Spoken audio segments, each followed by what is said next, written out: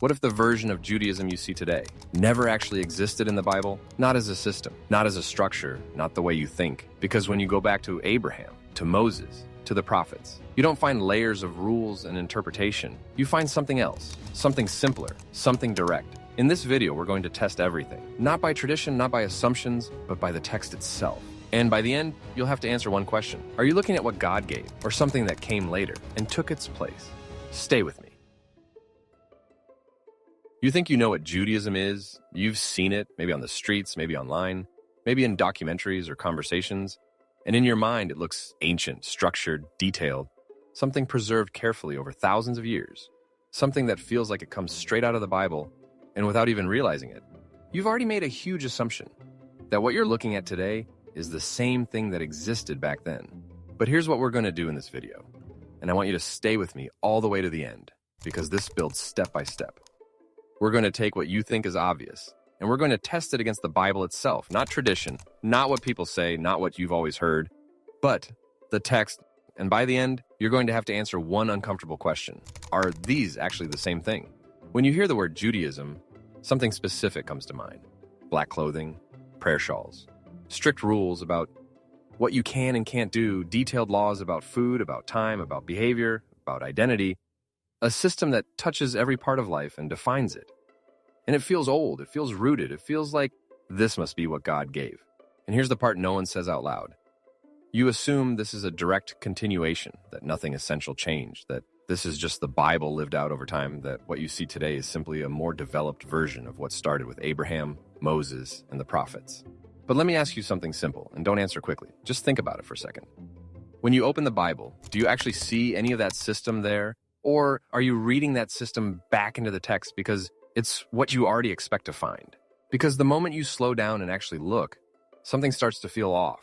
Not dramatically at first, just a small tension, like something doesn't fully line up, like you're expecting to see one thing, and you're seeing something else. What if the version of Judaism you have in your mind never actually existed in the world of the Bible? And before you react to that, before you push back, before you say, that can't be right, just stay with the question, because we're not going to attack anything. We're not going to argue emotionally.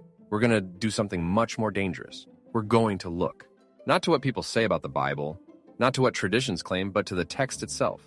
Because if something truly comes from God, it should be visible where God first revealed it.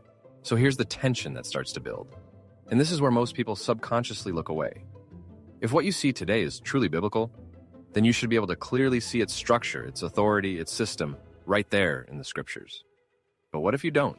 What if instead of a system, you see something else entirely, something much simpler, something much more direct, something that doesn't match the image you've been carrying? Because here's the reality most people never test. You don't actually know if what you're looking at is biblical. You've just always been told it is. And that's exactly what we're going to challenge. Not emotionally, not politically, but surgically, piece by piece, by going back to the beginning and asking a question that sounds simple but changes everything. What does the Bible actually show? Because if the answer matches what you see today, then everything stands, nothing changes, and the system is exactly what it claims to be. Or, if it doesn't, then you're not dealing with a continuation. You're dealing with something else. And that brings us to the question that almost no one wants to ask out loud. The question that sits right under the surface of everything we've said so far. Are you looking at biblical Judaism? Or are you looking at something that came later and assumed its place? Don't answer yet, because once we go back to the Bible itself, and actually look at what's there, you're going to have to decide. So let's do what almost no one actually does. Let's go back, not to what developed later, not to what people say, but to the Bible itself. And instead of assuming what we're going to find, let's actually look at what's there. Because if something truly comes from God, it should be visible at the source, not just in what came after. Start with Abraham, the man everything begins with, the father of the faith, the one God chose to start the story. And what you see is almost shocking in its simplicity. There is no religious system, no institutional structure, no hierarchy, no legal framework controlling his daily life. There is just a man who hears God and responds, who leaves his land, trusts a promise, and walks forward without a system guiding every step. And this should immediately create tension, because if Abraham is the foundation, then the foundation is not a system, not a structure, not a detailed religious machine. It is relationship, trust, and direct response to the voice of God. Now move forward to Moses, because if anywhere you expect to find a full system, It's here. This is Sinai. This is the giving of the Torah. This is where everything should become complex and structured, but what you actually see is something very different. Moses receives words from God, writes them down, and gives them to the people as something clear, something meant to be heard, remembered, and lived. And the text itself keeps insisting on something most people ignore, that these commandments are not hidden, not distant, not too difficult, not dependent on a class of interpreters, but near, understandable, accessible, given in a way that assumes the people themselves can hear and respond. If the Torah needed a massive system to explain it, why does the Torah say the opposite? Look carefully, not quickly. You won't find rabbis, you won't find a chain of oral transmission, you won't find instructions to consult a body of interpreters, you won't find a second layer running alongside the written word. What you find is something radically simple. God speaks, it is written, and the people are called to obey. Now look at David, a king, a man described as after God's own heart. And what you see is not someone navigating a complex religious system, but someone living in direct relationship. When he fails, when he breaks, when everything collapses, he doesn't consult a framework. He doesn't perform a structured process. He cries out directly to God, asking for a clean heart. Not ritual, not formula, but something internal, something real. And at this point, something should begin to feel different. Because what you're seeing does not match the image you started with. The system you assumed was ancient and biblical is not appearing in the text the way you expected. Even worship itself doesn't look the way people imagine today. It's not scattered across institutions. It's not built on daily ritual systems everywhere. It's centered, specific, tied to the temple, and outside of that, life with God is not about performing a system. It is about living in covenant, walking in obedience, responding to what has already been given. And when the people drift, when they lose their way, when things begin to collapse spiritually, God does not send more rules. He does not create more layers of interpretation. He sends prophets, not scholars, not legal authorities, but voices that call people back to what was already written. God didn't solve spiritual drift by adding more structure. He solved it by calling people back to Him. This is a completely different world, not a world built on endless rulings, not a world defined by layers of expansion, not a world where authority comes from interpretation, but a world where God speaks and people are expected to listen. The scriptures never present themselves as incomplete, never suggest they require another system to function, never point to a hidden layer that must be unlocked by experts. They stand as the authority, clear and sufficient. And now the gap begins to form clearly, because what you see in the Bible is not what most people think of when they think of Judaism today, not in structure, not in authority, not in how people relate to God. So now the question becomes sharper, more focused, harder to ignore. If this is what the original looks like, then how did we get from this to what exists today? And this is the moment where everything begins to shift, because the answer to that question is not theoretical, it is historical. And once you see that shift clearly, the entire picture changes. Don't look away here, because this is the point where most people stop, not because the answer isn't clear, but because it's uncomfortable, because it forces you to rethink what you've always assumed. But if you stay with it, if you follow the line honestly, you're about to see exactly where the change happened. And it didn't happen in theory. It didn't happen in a classroom. It didn't happen as a slow philosophical idea. It happened in a real moment, under real pressure, when everything that people depended on suddenly disappeared. This didn't happen as an idea. It didn't happen as a quiet theological shift. It happened in a moment that shattered everything at once. The temple is destroyed. Jerusalem falls. The center of worship collapses. The place where the people met God is gone.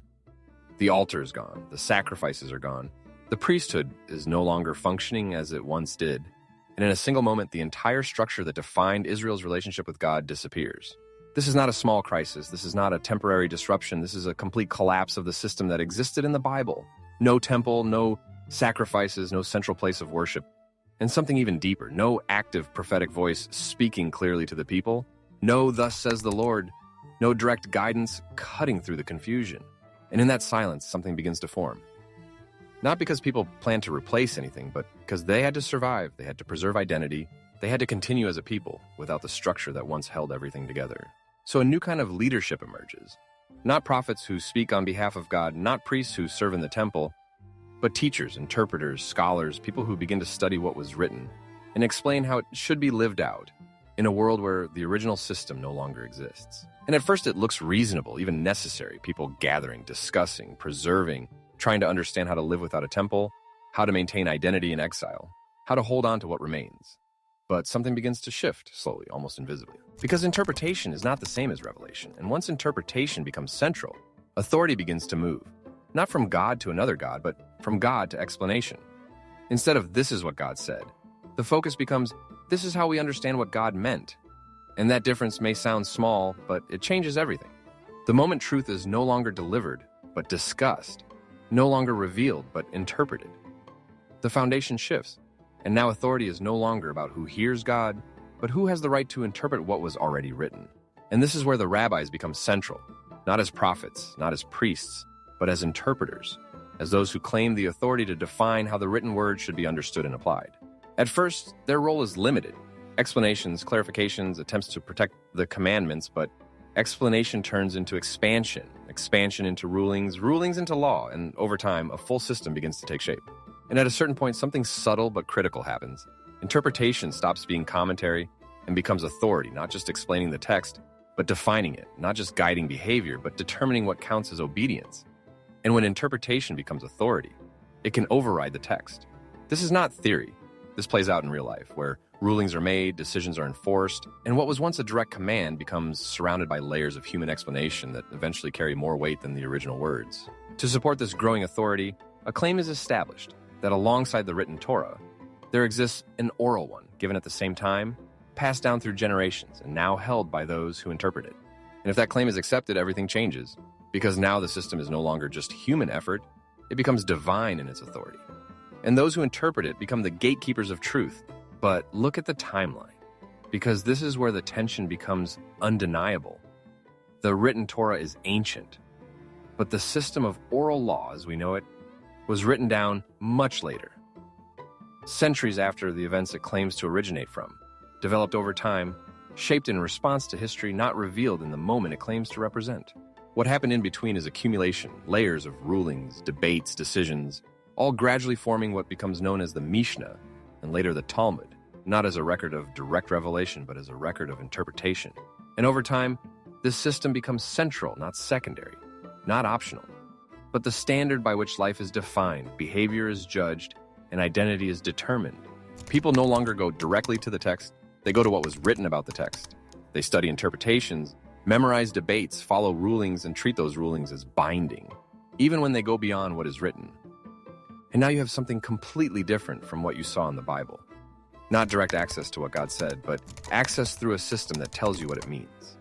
And that system has power. It defines what is allowed, what is forbidden, what is acceptable, what is not. And eventually it defines something even more powerful, who belongs. Because once you have authority, you have the power to include and exclude, to say who is inside and who is outside, not based on what is written, but based on alignment with the system. Groups that didn't accept this authority, groups that stayed closer to the written text, groups that challenged the system, gradually disappeared, were pushed out, or were labeled as outside, not because they rejected God, but because they rejected the authority that claimed to interpret him. And this is where it becomes clear. This is not just development, not just growth, not just preservation. This is a shift in the source of authority from what was revealed to what was constructed. And now we arrive at the world you see today, where the system is established, the authority is recognized, and most people assume it has always been this way. But it hasn't. It began in a moment of crisis, grew over time, and eventually became dominant, until questioning it feels almost unthinkable. And now the question changes because you're no longer asking, what is Judaism? You're asking something much deeper. Which version are you actually looking at? So now step back for a second and look at everything you've just seen, not emotionally, not defensively, just honestly. What you saw in the Bible was direct, simple, centered on God speaking and people responding. And what you see today is structured, layered, built around interpretation and authority. And the gap between those two is no longer subtle, it's clear. And once you see that gap, the question is no longer theoretical and it becomes personal. Because now you have to decide how you understand what you're looking at. This is not about small differences, not about minor traditions, not about preferences and how people practice. This is about something much deeper, the source of authority itself, because everything depends on that. Are you following what God said? Or what someone said about what God said? Because once that line is crossed, once interpretation becomes the authority instead of the text itself, everything downstream changes. Obedience changes, identity changes, belonging changes.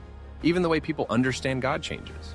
And most people never notice because the system is so established, so normalized, so deeply woven into identity that it feels like it has always been there, like it must be the original.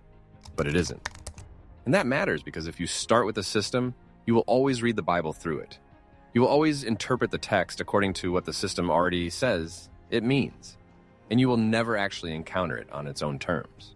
But if you start with the text, if you strip away the assumptions and look at what is actually written, something different begins to emerge. Something simpler, something more direct, something that doesn't match the structure you expected.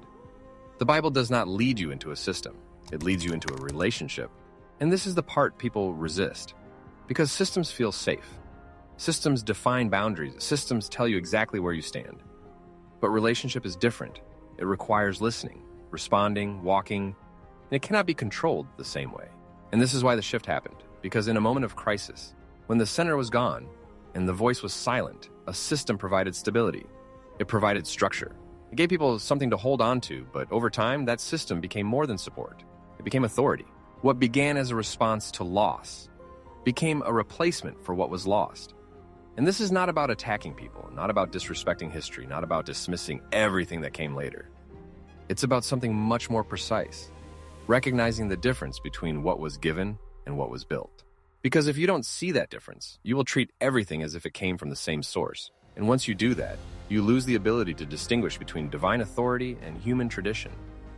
And that leads to one question, not about religion, not about identity, not about culture, but about truth. What did God actually give? And what came later? Because those are not the same thing. And once you ask that question honestly, everything begins to rearrange itself. Because now you are no longer anchored in assumption. You are anchored in the text itself. You begin to see that what the Bible describes is not a complex religious system, not a structure built on layers of interpretation, but a living relationship with a God who speaks. And that is where everything begins. So the next time you hear the word Judaism, don't just accept the image that comes to mind. Don't just assume continuity. Don't just trust what has been handed down without question. Stop and ask something much more unsettling. Is this really what the Bible describes? Or is this something that came later and took its place? So what is it? It's not the faith of Abraham. It's not the world of Moses. It's not the voice of the prophets. It's a system that was built to replace what was lost. And once you see that, you have to decide where you stand. Millions hear the story of Jesus through traditions shaped centuries later. This channel exists to rediscover the story as it began. This work is 100% supported by viewers like you. There is no organization behind it. If this work matters to you, consider becoming a member. The link is in the description.